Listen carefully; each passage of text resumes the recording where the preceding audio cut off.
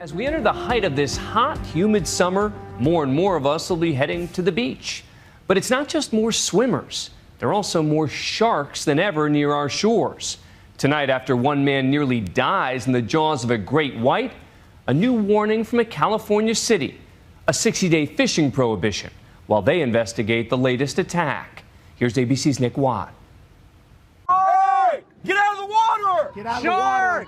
This shaky video shot from the pier captures the terrifying moment. A shark thrashing, then Steve Robles screams. His morning swim turned into a nightmare. Shark attack on a busy beach, July 4th weekend. You saw it coming at you. It made a real fast, sharp left turn and a lunge right at my chest. You could just hear everything crunch. People on land realized what just happened. Oh, you got bit. Fellow swimmers and surfers got Robles ashore on this bloody surfboard. And I was screaming and screaming and crying and screaming, and I was holding on to my cut. Those the horrifying wounds it left behind. The shark, a 7 or 8 foot juvenile, was mad. It's right here! You guys get out of the water! He'd been hooked by a fisherman on the pier when Steve, a long-distance swimmer, got in the way. I grabbed its nose with this hand and tried to pry it off of my chest. I was staring at this shark eyeball to eyeball, literally like right here. It was the most frightening thing anyone could ever experience. He punched the shark in the nose, it bit once more and disappeared. What does go through your mind? I didn't want to die. I just, I was scared. I was panicked, and Don't worry. It's over.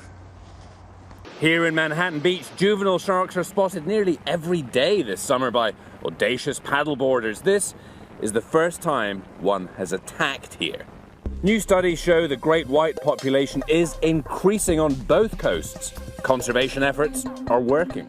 In fact, the great white population in American waters is up 42% since 1997, and so are sightings. Last week, a 12-footer was spotted off a Cape Cod vacation spot. Days earlier, an 18-footer spotted by fishermen just a few miles away.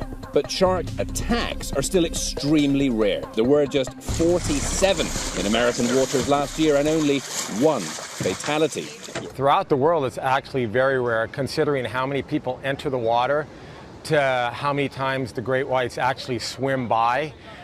Very, very, very rare. Your odds of getting killed by a shark at the beach are 200 million to 1. Sharks, we are not on their menu. But how best to avoid being the next Steve Robles? The golden rule: don't be an idiot. Do not antagonize a shark. You don't bother them, chances are they will not bother you. But more and more, it seems people are taking chances with sharks just to get a glimpse or even a close-up encounter. YouTube is filled with amateur videos like this. He's checking me out. Woo! Oh my God, right under the board. Paddleboarders chasing sharks with their cameras right here at Manhattan Beach, where Robles just got bit. Just saw a big dark shape. Yep, here he is. Surfers armed with GoPros risking their safety for video proof of their adventures. That's a beautiful shot, wow. There's even an annual event on Discovery, Shark Week, fueling our fascination with these aquatic beasts. Here's a young great white in one of their upcoming specials, similar to the one Robles encountered. Sharks, they're juveniles, but they're going for these birds that are on the surface. It's believed these juveniles come to the surface for hunting practice. Can you close me up? Shark mania, as it were, has spawned a new crop of shark junkies drawn to the danger and thrill. Give me the cane!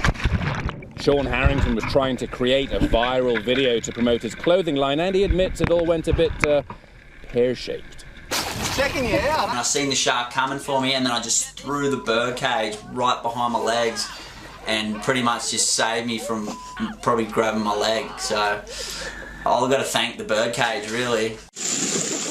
And check out this Florida teen who hitched a ride on a whale shark last summer. I decided that, you know what, I should maybe go try and swim with them because I might not be able to do it ever again.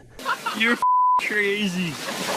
This is a Nantucket fisherman who grabbed a 200-pound sand shark in the surf. I think people just kind of think I'm crazy. I mean, it seems wild running into the water and grabbing a shark by its tail. There's a whole new industry, shark tourism, now worth $300 million a year and growing.